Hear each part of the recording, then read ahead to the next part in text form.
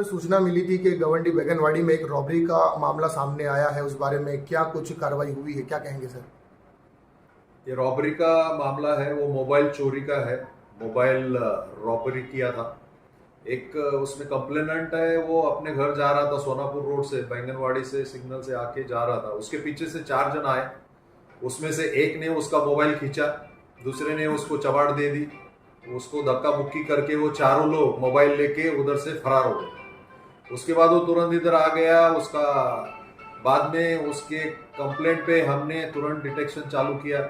ये ऐसे वारदातें इधर बहुत सारी होती है, इसके लिए हम उधर पेट्रोलिंग करते हैं। लेकिन ये केस में हमने तुरंत वो आरोपी को 2 दिन प्रयास करके उनको पकड़ा। पकड़ने के बाद उनसे मोबाइल हस्तगत किया। अभी 2 वांटेड है उसमें, वो हम 1-2 दिन में उनको अरेस्ट करेंगे।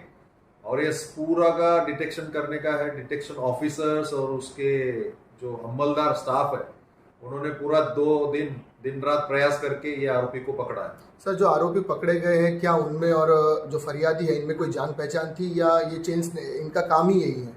इनका जान पहचान वाले नहीं है, ये सब ऐसे है, अनजान लोग है दोनों भी। ये ऐसे ही कोई ना कोई जाता रहता है, आता रहता है।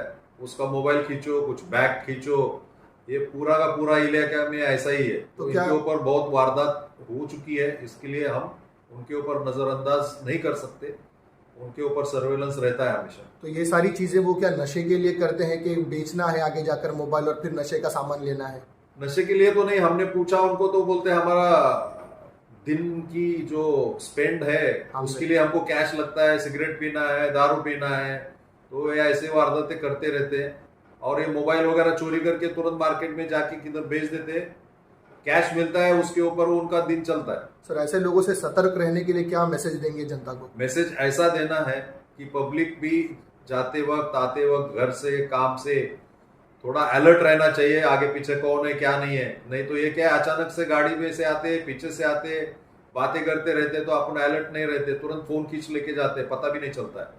तो अभी ये सब आजकल के ज़माने में आपको खुद को अलर्ट रहना है। चोरियां तो होती है, उसके लिए तो हम उनके लिए है, वो तो डिटेक्ट करेंगे। लेकिन सिटीजन्स को खुद अलर्ट रहना जरूरी है आजकल। धन्यवाद सर।